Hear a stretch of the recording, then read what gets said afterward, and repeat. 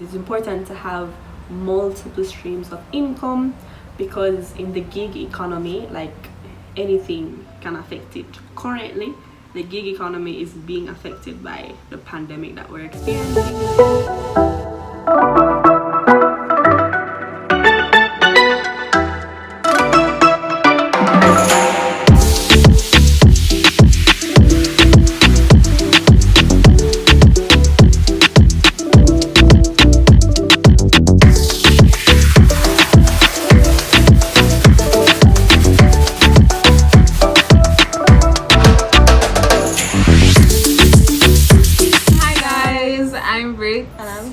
And welcome to part 2 of the Weh Yutes series. So in this video, we will be featuring Dayna Palmer, the most talented human being I have ever come across in medical school. The talent, she's amazing, the brilliance, like completely well-rounded. She's a violinist, so we're going to be featuring her in that context. If you want to know more about her other achievements, then you can just like DM her or something, but it's too much to get into in one video. It's literally a lot. She's amazing. She has done the exam for violin. She is just talented right around. So let me not ramble on anymore. Let's just get into it.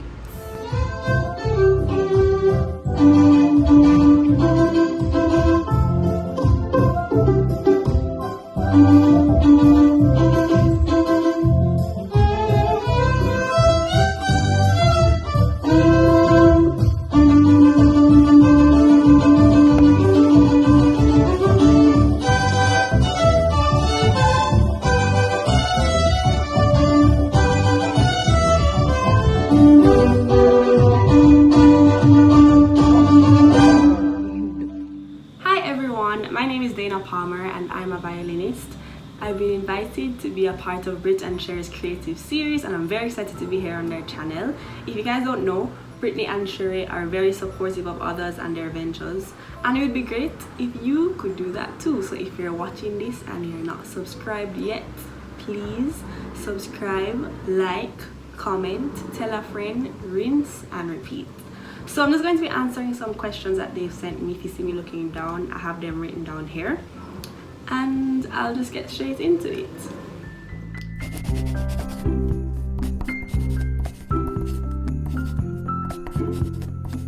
I'm a violinist. I play the violin. That is my talent and my business. If you want to follow me on social media, my Instagram handle is Dayna Violin, Dayna Violin.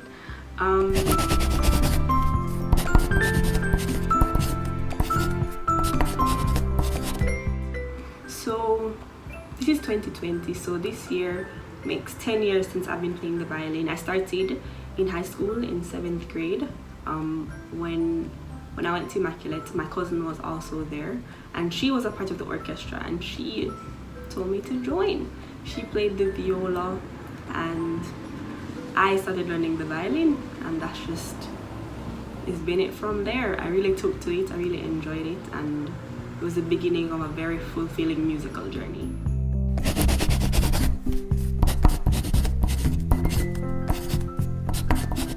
My favorite performance? Man, I don't know. Of my entire musical career, I think my favorite performance would have to be in 2015 when I went to arts camp. I went to Interlochen Arts Camp in Michigan. The orchestra I was a part of performed Saint-Saëns Organ Symphony, and up till now, like, no performance gets me as emotional as that one did. It was a magical experience. The entire 6 weeks I spent there was really good, but that performance in particular, I really enjoyed it.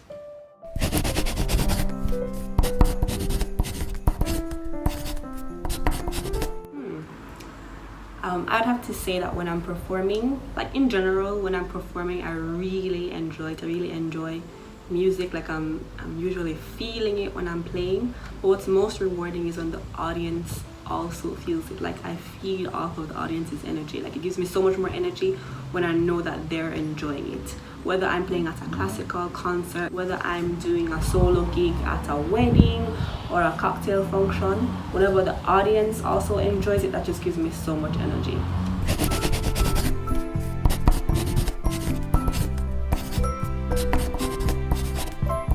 I would say that sometimes you have some days where it's just not going right. Like there's some days you just start playing and everything sounds good, but sometimes you miss out practice for a couple of days and you take up an instrument and it's just like you get the instrument and you just not meshing well properly. So I guess getting back into a groove after you've lost momentum is what's difficult. I think that would be the most difficult part for me in terms of playing the violin. But in terms of the business aspect, because I play the violin for weddings, for special events like corporate events, cocktail functions, anniversary parties. The most difficult part of the business aspect is trying to balance all of that with school as well. And it's not just school, I'm also playing in other ensembles in multiple orchestras. So it's balancing rehearsals for group performances as well as solo practice, as well as actual group performances, actual concerts, and my personal gigs, my personal weddings I have to play for and other functions I have to play for. So like practice and time management and trying to be prepared for all of those things while being at school is most, I wouldn't even call it most difficult, but I would say that's the main struggle that I have.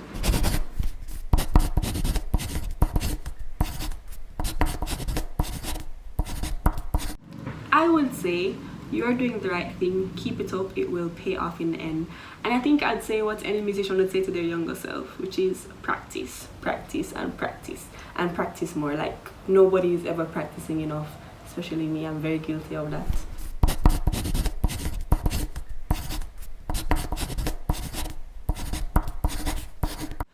I can't remember the worst performance in like my entire career, but the thing that's freshest in my mind is when I was playing on TVJ Smile Jamaica early this year, and my track cut in like the middle of my third performance. My track cut and I was like, what's going on? This is live television. And yeah, it was a time. What have I learned from it? I mean, it's okay not to be perfect. It's fine. Still got the exposure. It was a very nice experience. So regardless, you know, it was good. But I was traumatized on live television, okay?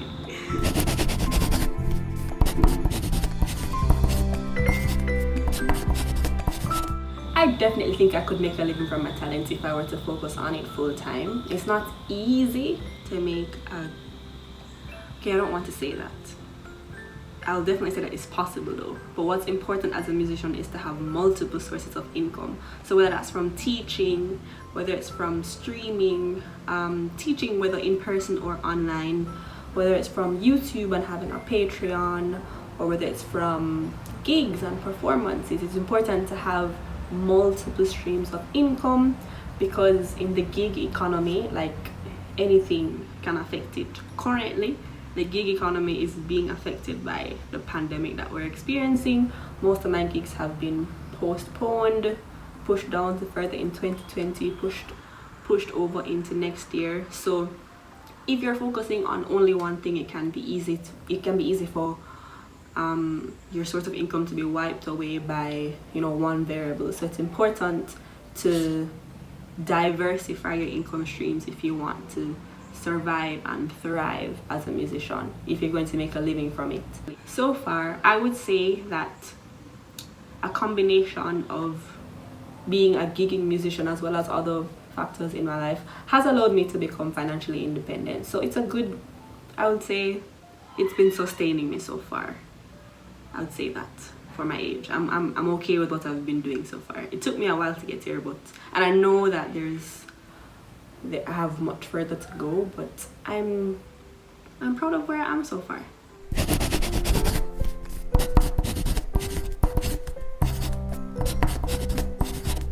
I learned the violin at Immaculate when I started going to school at Immaculate. First, I spent my first year at Immaculate doing beginner strings with Miss Helen Bromley. And then after your first year in beginner strings, they put you over to the orchestra. So I spent a couple years just in orchestra. And then by the time I got to grade 9 or 10, I think, I started to develop an interest in doing graded practical exams by ABRSM. This is a board in England that administers exams worldwide for music. So I started doing exams in grade 9 or 10 in high school, and with that I also started to do private lessons. So I began with Miss Helen Bromley, and then she switched me over to Mr. Woodham. So Mr. Stephen Woodham, OD, taught me from 4th form all the way up until 6th form. I did most of my exams with him. He's an excellent violin teacher. He also plays the viola, and he's great. I look up to him a lot, and I'm very happy that my parents sacrificed so that I could experience having lessons with him. It really shaped me musically, and I'm forever grateful to him. And as I mentioned before, I also went to a summer camp, a 6-week summer camp called Interlochen Arts Camp in Michigan, and that was in 2015. During my time in high school, I did multiple graded exams. I did maybe grade 4, grade 7, grade 8, and then after that I moved on to do 2 performance diplomas. So in lower 6, I did an associate diploma in violin performance, and in upper 6, I did a licentiate. It's called ATCL and LTCL. My ATCL is like an associate's degree in violin performance. My LTCL is like an undergraduate degree in violin performance. So by the time I was finished with high school, in upper 6, I had basically a bachelor's in violin performance. All thanks to Mr. Woodham. He was an excellent violin teacher, and he pushed me to do like more than I thought I could.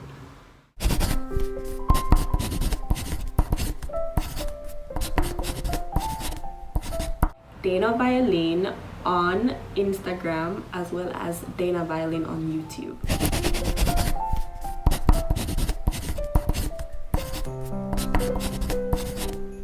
I actually got a message from my violin teacher in the middle of recording this. So interesting. I had mentioned before that this is what I struggle the most with.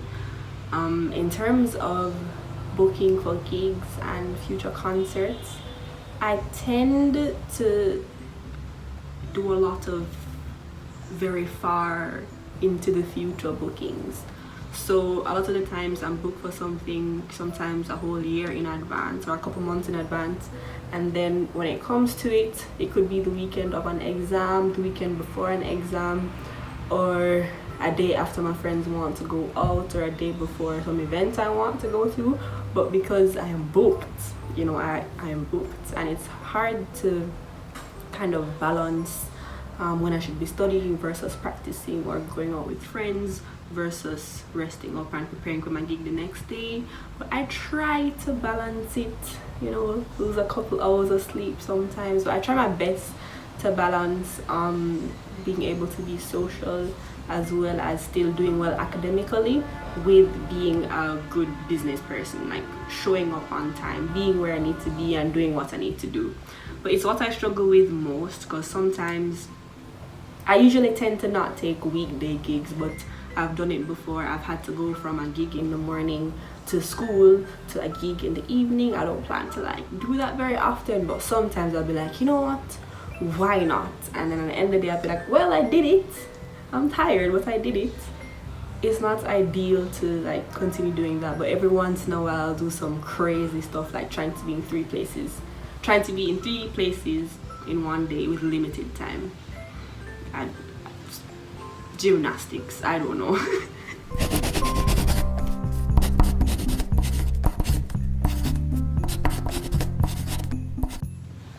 I'd say that if you have a talent, a passion, something that you love, and you want to monetize it, you want to make a business out of it, then you can do that. I think it's good. You know what they say, if you love what you're doing, you never work a day in your life. That can be very true. That can become your truth if you monetize your passion. But also remember that the business aspect of things can get very muddy and very, admin stuff, managerial stuff. If you're doing it alone, it can take up a lot of time, it can take up a lot of energy, and it can sometimes take away from you doing what you actually want to do. You actually spend more time doing managerial admin stuff than what you actually like. So that's something to bear in mind. But if you want to make money doing something that you love, that you're good at, go for it. As long as the creative side of you won't be stifled by the business side. As a creative, it's important to know how to balance both of them. But if you know that your hobby will definitely be stifled by turning it into a business, then keep it as a hobby. If you want to go for it, I would recommend. It's fun. It's fun to make a living. It's fun to make even side money doing stuff that you enjoy, I must say. So I think that's it. I think I've answered all the questions. I hope I answered them sufficiently. I hope you guys enjoyed this, and if you have any more questions, you can feel free to DM me on Instagram at Dayna Violin. You can follow me if you know anybody who needs a violinist for a wedding, for an anniversary, for a corporate event, any cocktail functions, anything like that. You can reach out to me on Instagram at Dayna Violin, or you can send me an email at dpalmerviolin@gmail.com. Thanks guys for having me. I hope you enjoyed this, and please subscribe to Life with Brit and Share. Thank you for watching, guys. We hope you enjoyed this video. We want to thank Dayna for being a part of this video. If you want to ask her any more questions, if you have anything you want to say to her, you can link her in her social media, which we'll put down here somewhere, and then in the description below. As it relates to us, don't forget to like, subscribe, share, and comment. If you want to know your thoughts, guys, talk to us. We need to know. We're not going to know if you don't talk to us. Big family, talk to us. So yeah, thank you guys for watching. Thank you, and we'll see you in our next video. Bye.